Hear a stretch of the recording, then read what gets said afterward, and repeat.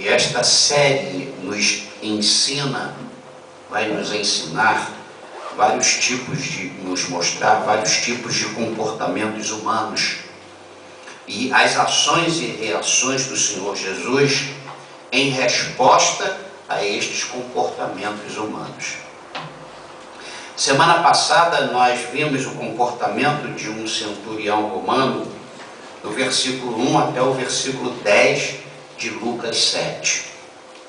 Hoje nós vamos ver um outro tipo de comportamento que está no capítulo 7 de Lucas, versículo 11. Eu vou pedir que você fique em pé, por favor. Lucas 7, versículo 11.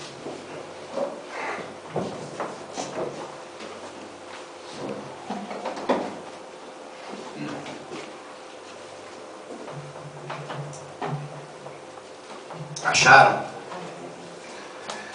Lucas 7,11 diz assim: em dia subsequente, dirigia-se Jesus a uma cidade chamada Naim, e iam com ele os seus discípulos e numerosa multidão. Como se aproximasse da porta da cidade, eis que saía o enterro do filho único de uma viúva, e grande multidão da cidade ia com ela.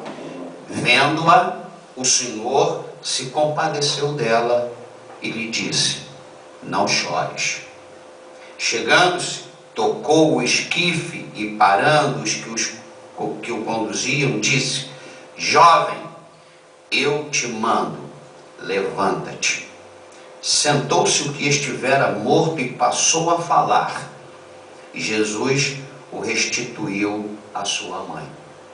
Todos ficaram possuídos de temor e glorificavam a Deus, dizendo: grande profeta se levantou entre nós, e Deus visitou o seu povo. Esta notícia a respeito dele divulgou-se por toda a Judéia e por toda a circunvizinhança. E todo o povo de Deus diga amém. Amém. Que Deus te abençoe. Vamos sentar. À medida em que a gente estava lendo, deu para você perceber este cenário, deu para você se transportar até a entrada da cidade de Naim. Essa cidade ficava a 1 quilômetro mais ou menos do nordeste de Jerusalém. Olha, primeiro eu li o capítulo 7 todo, e ao ler o capítulo 7, Deus começou a me mostrar estas coisas que comecei a mostrar para vocês semana passada. E quando chega nessa história aqui, real, isso não é uma parábola, Jesus não parou para contar uma historinha. Naim fazia parte do itinerário de Jesus. E em dia subsequente, ou seja, depois do que aconteceu com o centurião, em dia subsequente aquele milagre, após Jesus ficar perplexo e Jesus declarar que nunca viu em Israel uma fé igual de um centurião romano, em dia subsequente àquele, dirigiu-se Jesus a esta cidade chamada Naim.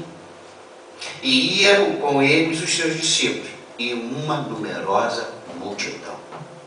Quando Jesus está chegando na entrada da cidade, as cidades elas eram cercadas por muros e havia um portal em cada cidade. E quando Jesus está chegando, se aproximando da porta da cidade, eis que sai da cidade o enterro do filho único de uma viúva.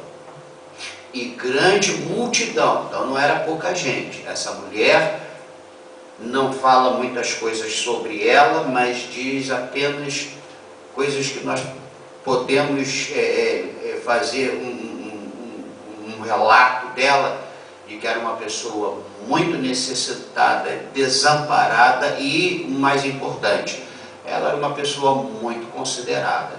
Porque uma viúva que não tinha nem mais um filho para cuidar dela, conseguir tirar da cidade uma multidão para o sepultamento deste morto, é porque, apesar de ser um João ninguém, não era uma Maria qualquer. Deu para entender isso que eu estou falando? Entende?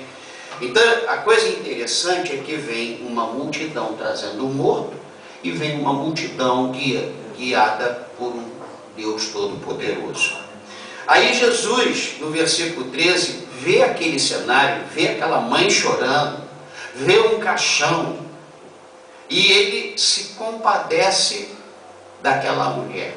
E aí Jesus para ali perto, está o caixão, esquife, onde segurava aquela urna, e Jesus para ali, olha para a mãe, uma viúva, e fala para ela não chorar. Aí quando chega aqui nesta palavra de Jesus, eu falo, mas como é que nós não vamos chorar? Como é que uma pessoa desprovida de todos os aspectos, uma viúva, quando a Bíblia fala de viúva, de órfão, de jornaleiro, está falando de pessoas humildes, pessoas sem futuro, pessoas sem sustento.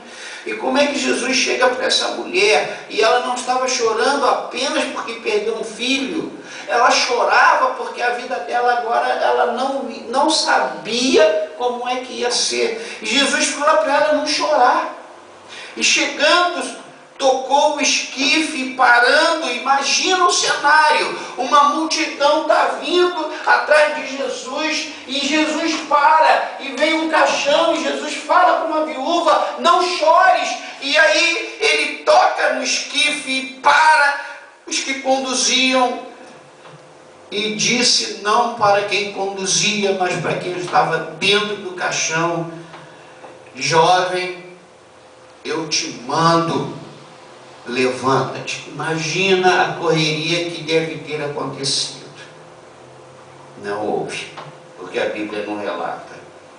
Diz que o morto se senta, sentou-se o que estivera morto e passou a falar. Imagina o cenário. E eu vou confessar uma coisa para vocês. A Cida, nossa irmã lá do Engenho Novo, ela foi promovida para a glória. E eu vi uma grande multidão naquela capela do São João Batista. E eu pensando nesse texto, eu fiquei olhando para a Cida, para o corpo da Cida, e fiquei perguntando para Deus, Senhor, ressuscita a Cida. Levanta a Cida daqui. Tinha que ver o testemunho do filho dela, hoje está morando em Vassouras, um dos filhos. A filha dela veio até mim, conversando os ensinamentos que a mãe passou, sabe? Uma mulher que deixou um legado para os seus filhos. E ao chegar perto ali do caixão, eu perguntei para Deus, Senhor, por que o Senhor não ressuscita a Cida? E eu fiquei imaginando se Jesus ressuscitasse a Cida, como é que seria o comentário, a reação das pessoas? Jesus não ressuscitou a Cida. Como o Senhor muitas vezes não responde a nossa oração quando a gente pede para alguém não morrer, Ele deixa morrer. O texto diz que todos ficaram possuídos de temor, e não é um pavor, é um temor, e esse temor é uma coisa boa, porque é o princípio de sabedoria, e começaram a glorificar a Deus, dizendo, grande profeta se levantou entre nós, e Deus visitou o seu povo. E aí algumas questões me vieram ao coração. Será que Deus só visita quando ressuscita pessoas? Lógico que não. Se o Senhor não tivesse ressuscitado esse jovem, Deus não teria visitado? Sim, porque o Filho de Deus, o Deus vivo, estava entrando ali na cidade de Naim. Eu separei alguns ensinamentos que eu fiquei, como no texto da semana passada, algumas horas em cima destes versículos, deixando o Espírito de Deus me mostrar coisas que os nossos olhos naturais não conseguem perceber.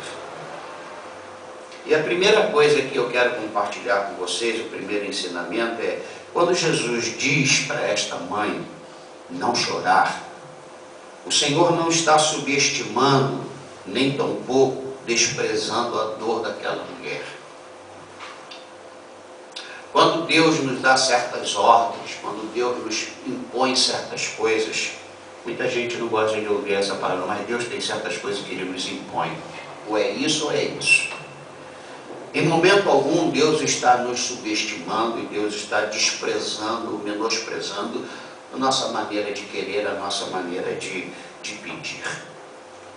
Então, vamos ter sempre em mente, esta não foi uma ordem, não olhando, não vendo o coração dolorido daquela mãe. Quando Deus pede a Abraão um filho, em momento algum Deus está querendo fazer Abraão sofrer. Quando Deus te proíbe fazer uma coisa, em momento algum Deus está querendo te amaldiçoar. Eu separei 3 observações dentro desse primeiro ensinamento. A primeira observação: o Senhor Jesus compreende as dores humanas. Você pode repetir isso? O Senhor Jesus compreende todas as dores humanas. E no caso desta mulher, a dor de um marido morto, porque ela era viúva, a dor de um filho único que poderia sustentá-la, que estava sendo encarregado para ser enterrado. Uma dor intensa que dói durante um longo período. Só quem já perdeu um ente querido é que sabe o quanto dói e quanto tempo ficou sentindo dor. Quem não perdeu, não tem como medir isso. Então, essa é a primeira observação. O Senhor Jesus compreende sim o que você está passando. O Senhor Jesus entende perfeitamente a dor que você está sentindo. Segunda observação é que o Senhor Jesus, Ele também sente as nossas perdas. Você pode falar isso para quem está contigo? O Senhor Jesus sente as nossas perdas. Com certeza o Senhor viu a gente perder tantas coisas ou tantas pessoas, e Ele sentiu juntamente conosco as perdas que nós sentimos, porque Ele sabe o quanto que estas coisas que nós perdemos, elas eram importantes para nós. E a terceira observação deste primeiro ensinamento é que o Senhor Jesus, mesmo Ele compreendendo, além dele compreender e além dele sentir as nossas perdas, sempre o Senhor nos conforta de todas as dores. Conseguimos superar, uns com 1 ano, outros com 6 meses, outros com 5 anos, outros que nunca conseguem superar, mas com toda certeza são pessoas confortadas e consoladas de todas as dores através da pessoa do Senhor Jesus. Vocês entenderam isso? Amém. Então, se você está passando por um momento complicado, difícil, de perda, de dor, não se esqueça de que o Senhor Jesus, Ele compreende o que você está passando. Em segundo lugar, Ele está sentindo o que você está sentindo. E em terceiro lugar, Ele está perto de você para te confortar e para te consolar e para te encorajar. Amém. Segundo ensinamento: as palavras do Senhor Jesus, quando Ele diz não chores para esta mulher, penetram a terrível dor de uma viúva que acaba de perder o seu único filho. Então veja bem, essas palavras de Jesus, não chores, ela penetra a mãe que estava viva morrendo. E em seguida, estas palavras do Senhor passam pela escuridão do além e chamam de volta aquele que tinha acabado de morrer. Essas palavras penetram a dor de quem está vivo, mas morrendo. Mas essas palavras também passam pela escuridão do além e chamam de volta aquele que tinha morrido, mas que ia ressuscitar. Eu fiz 2 observações aqui, neste segundo ensinamento. Primeira, sempre quando o Senhor fala para não fazer algo, inclusive em relação aos nossos sentimentos, não chores. Como que a gente vai administrar isso? significa que Ele vai fazer algo. Jovem, eu te mando, levanta-te, conforme versículos 13 e 14. Ou seja, sempre quando o Senhor te mandar fazer uma coisa, faça. Ou se o Senhor falar para não fazer uma coisa, não faça. Porque se Ele falar para não fazer, significa que Ele vai fazer o que você não pode mais fazer. Entendeu ou não? Amém. E quando Ele fala para fazer, é porque Ele está com a mão dele nesta situação, e Ele que vai fazer o rapaz levantar daquele caixão. A segunda coisa é que quando o Senhor não ressuscita, o Senhor não ressuscitou a Cida. Eu já tive em outros sepultamentos, devido à história, o currículo, eu fiz essa pergunta para o Senhor. Mas a segunda observação é que quando o Senhor não ressuscita alguém querido nosso, não significa que todas as outras necessidades sejam impossíveis para Ele. Pois não há nada que o Senhor não possa fazer. Quando eu vejo esses textos falando de ressurreição de pessoas, isso me traz uma grande fé, sabe o quê?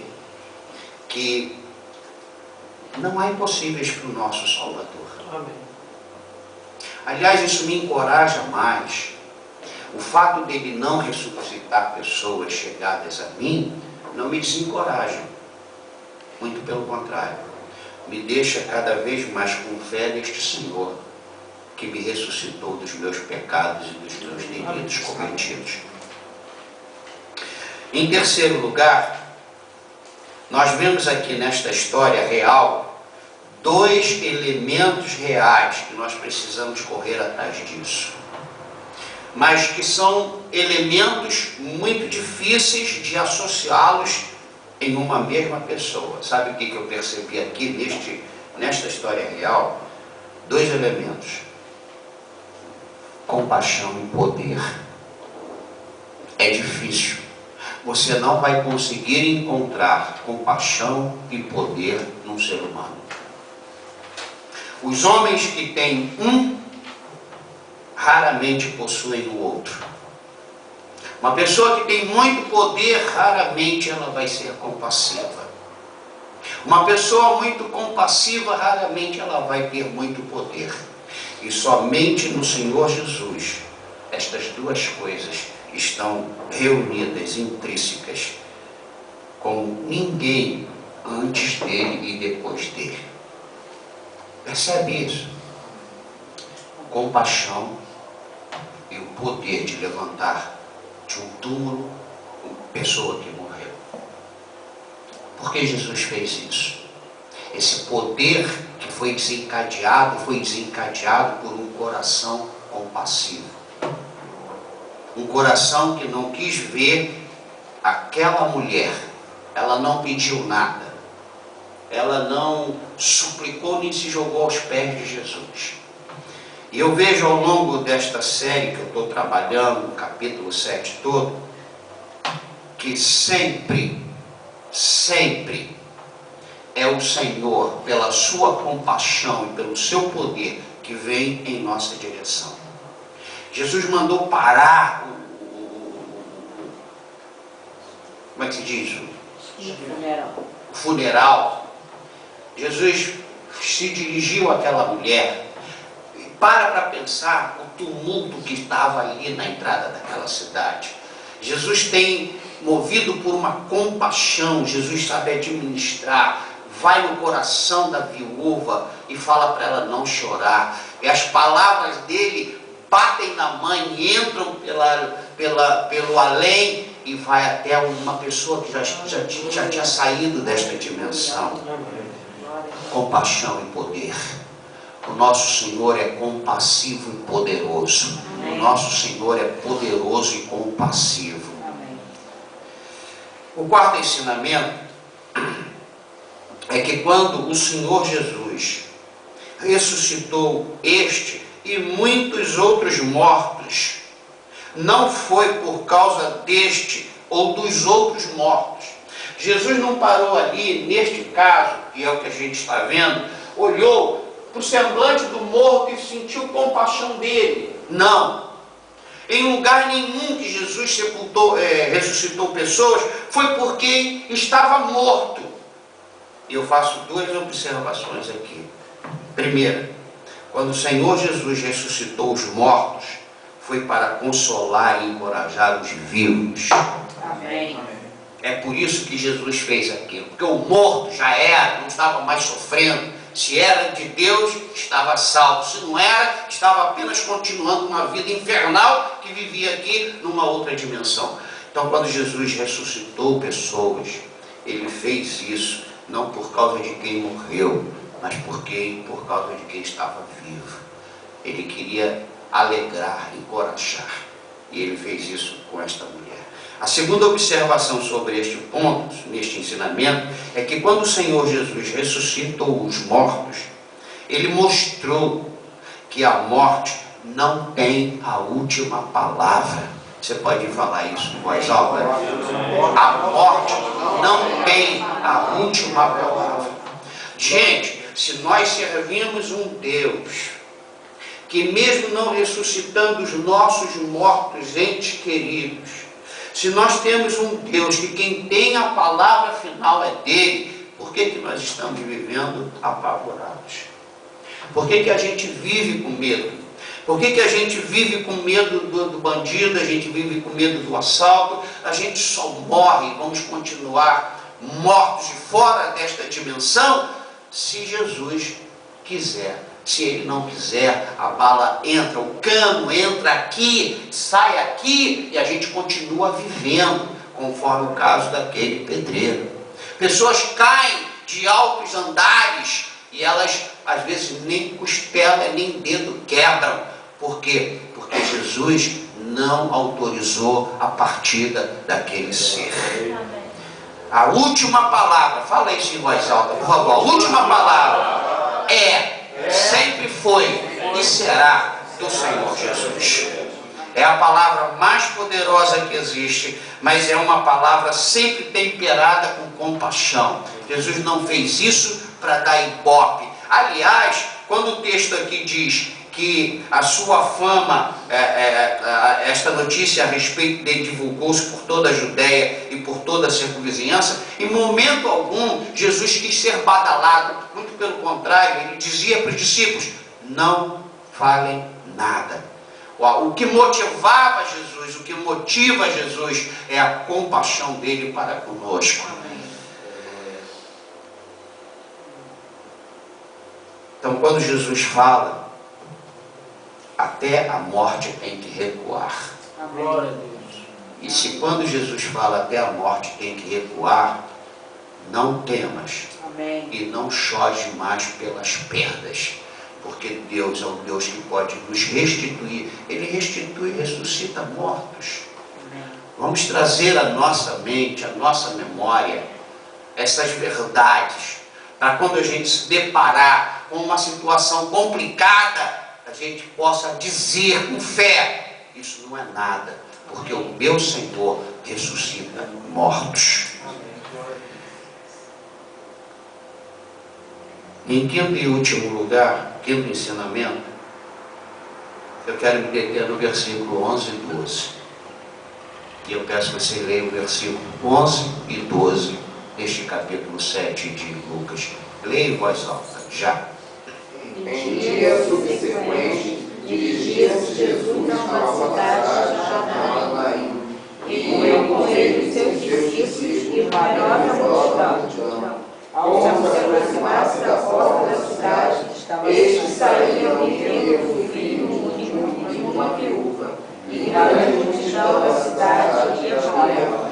Eu fiz 6 observações, porque eu já descrevi para vocês aqui o cenário. Uma multidão sai, uma multidão chega. Primeira observação. O texto nos apresenta 2 grandes multidões. Nós estamos falando de um fenômeno de massa. Nós estamos falando de um aglomerado de pessoas que não é tão fácil você juntar. E nós estamos falando de uma época que não tinha mídia, internet, telefone, televisão, rádio, não tinha nada. Mas a gente vê que esse texto nos apresenta o poder destes dois eventos. Uma multidão sai e uma multidão chega.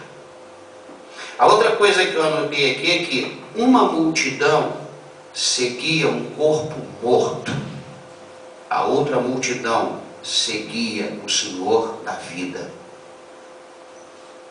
Até hoje, a humanidade se divide nestes dois pontos. Ou segue o morto, ou segue a vida. Ou segue a morte, ou segue a vida.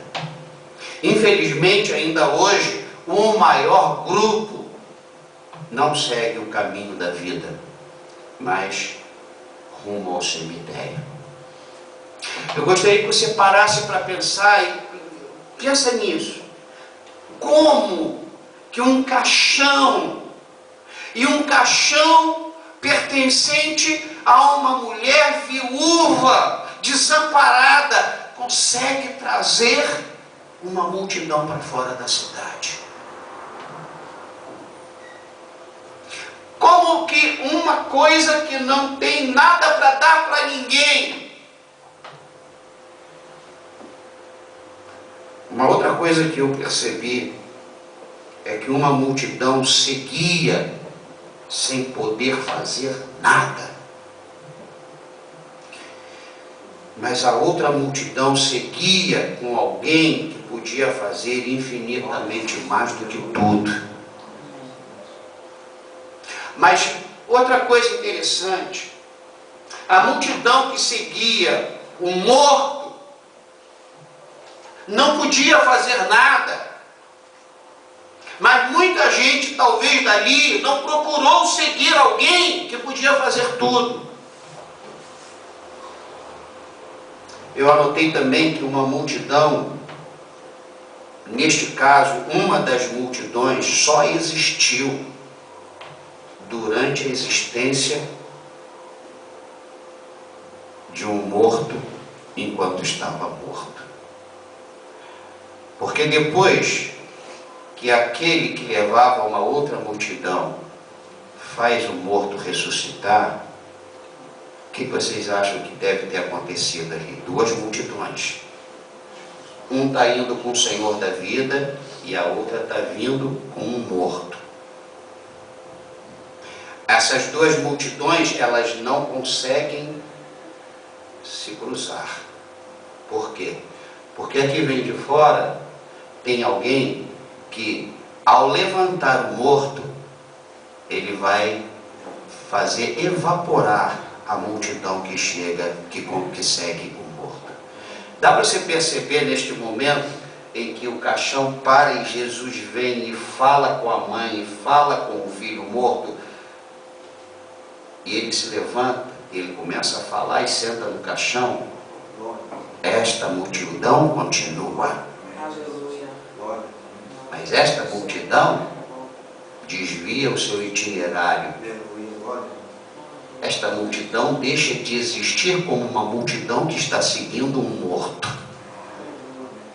Deu para perceber isso? Eu montei isso na minha cabeça. E essa multidão começa a sair gente ou para um lado ou para o outro, ou estas pessoas desta multidão começaram a fazer parte desta multidão que seguia o Senhor da vida.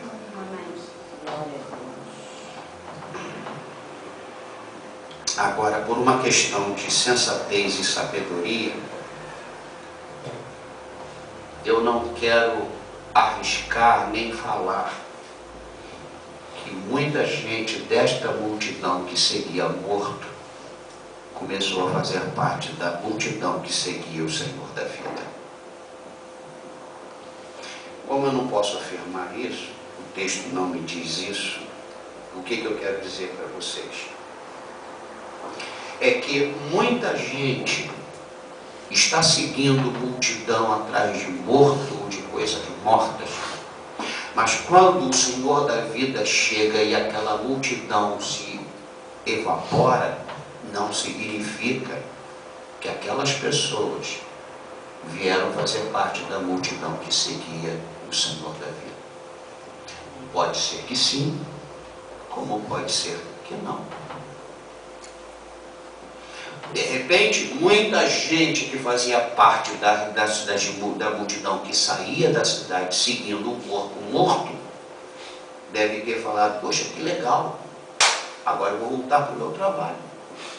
Porque ele só está empenhado em seguir um corpo morto. Entenderam, não? Amém. Também, por outro lado, eu não posso afirmar que todas as pessoas que seguiam ao Senhor da vida continuaram fiéis até o seu próprio sepultamento. E nisso eu quero levantar só uma questão, 20 para as 9. Você segue que multidão? Qual é a multidão que você está seguindo? Eu tenho perguntado isso para mim. Porque hoje eu não estou diante de nenhuma multidão. Mas eu posso garantir uma coisa para vocês. Eu estou seguindo o Senhor das multidões. Eu estou seguindo o Senhor da vida.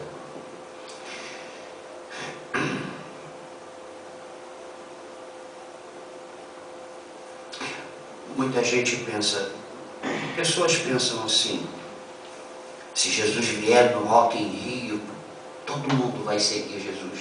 Não necessariamente. E nem todas as pessoas que seguiram Jesus, o Senhor da vida, estão com Jesus. Então isso não é para dizer quem foi salvo aqui e quem não foi, que a gente não sabe. A gente sabe porque o texto diz uma coisa: em dia subsequente dirigia-se Jesus a uma cidade chamada Naim e iam com eles os seus discípulos.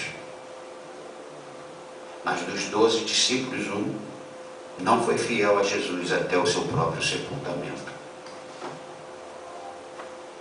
Sabe o que me chama a atenção? Para eu ter alguma garantia do futuro, eu preciso ser um discípulo que, mesmo estando em meio à multidão, eu estou na multidão que está seguindo o Senhor da vida. Então eu quero que você pare para refletir e pensar, porque a voz do povo não é a voz de Deus. Nem tampouco onde tem muita gente é porque Deus está. Muito pelo contrário.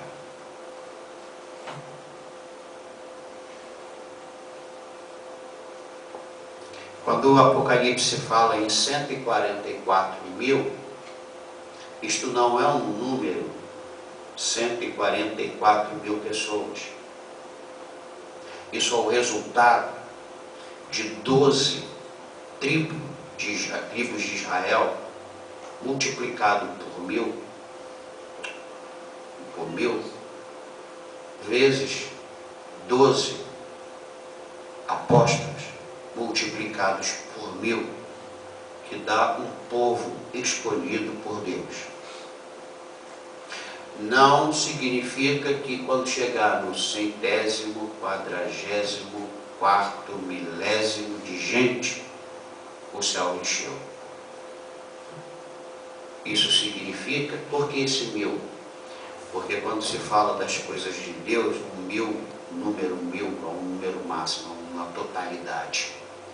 Então, esses 144.000 são pessoas que fazem parte de uma pequena multidão, não uma grande multidão.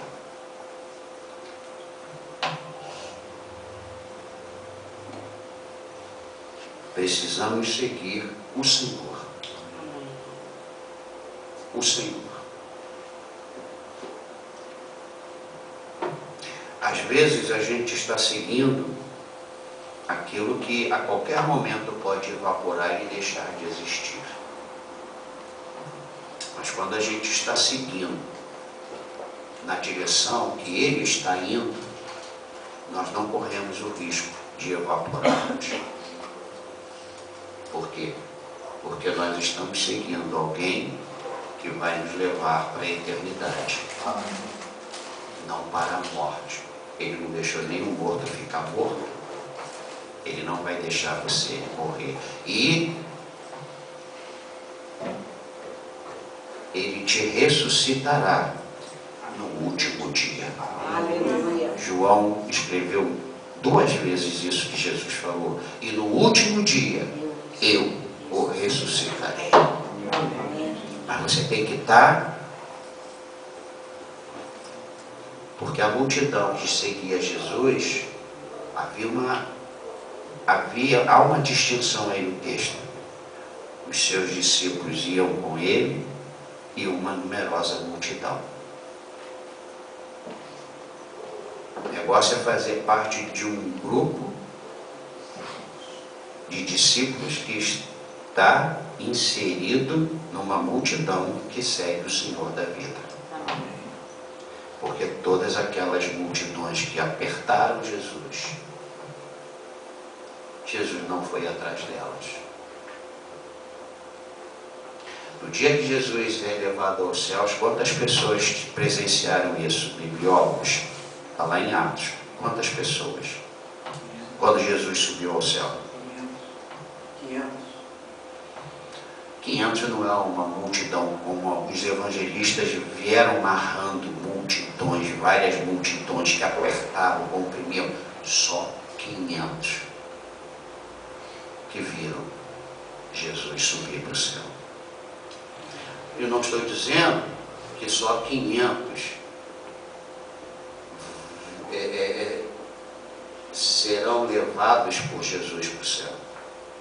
Eu estou dizendo que apenas 144 mil de milhões e milhões de multidões é que serão levadas pelo Senhor para o céu. Entende isso? A nossa vida espiritual não pode ser regada, temperada com oba-oba, gritos, êxtases,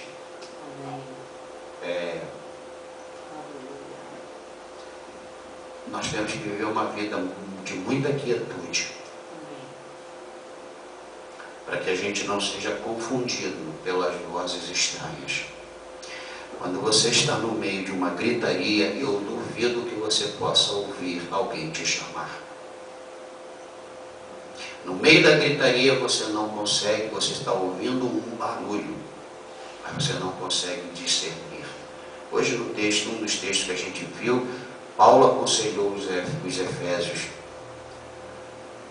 as gritarias, as iras. Como é que está o texto lá em Efésios capítulo 5? Nós vimos hoje. Sabe o que a gente precisa? Isso. Nós temos que vigiar muito. Orações, salmos, coração quieto, para a gente saber que Deus é o Senhor. Os discípulos, no meio daquelas multidões, eu fico imaginando a cabeça daqueles 12 homens. Mas no final do dia, Jesus pegava os 12, que eram importantes para ele, e levava para um lugar à parte. Estes entendiam tudo o que acontecia durante o dia, as multidões não. As multidões queriam os milagres, queriam os mortos ressuscitados, queriam multiplicações de pães. As multidões querem isso. Os discípulos não. Os discípulos só querem Jesus. O Senhor da vida. O Senhor da eternidade.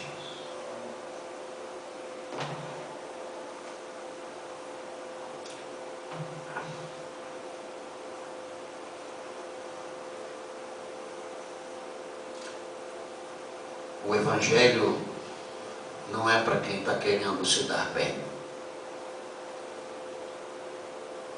O O Evangelho não é um estilo de vida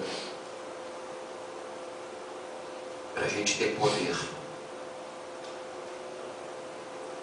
Muito pelo contrário, o Evangelho é morrer. É morrer. É morrer. É morrer. É morrer.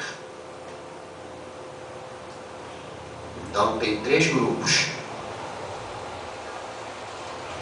Uma multidão que sai atrás do morto, uma multidão que vai atrás do Senhor da vida, mas no meio dessa multidão e próximo de Jesus tinham 12 homens, 12 discípulos, que dos 12 um não entendeu e se enforcou.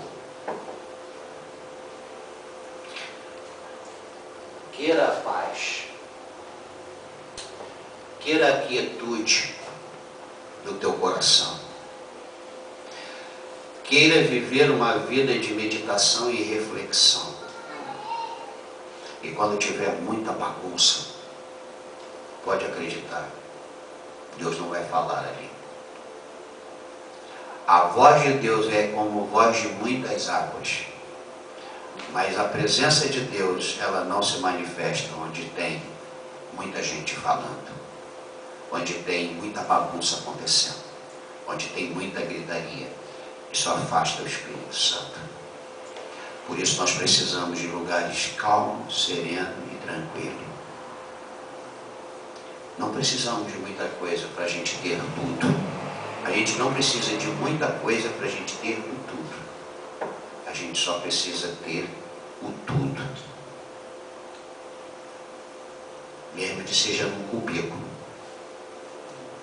E ele faz daquele cubículo o melhor lugar do mundo. Porque é a presença do Senhor que faz a diferença. Não é o que o homem planeja, não é o que o dinheiro pode comprar, é a presença do Senhor. É só isso, hoje. Domingo que vem tem mais. Vocês leram esse capítulo 7 de Lucas? Continue lendo, porque a partir da semana que vem nós vamos para o outro acontecimento desse dia de Jesus. Obrigado, Pai.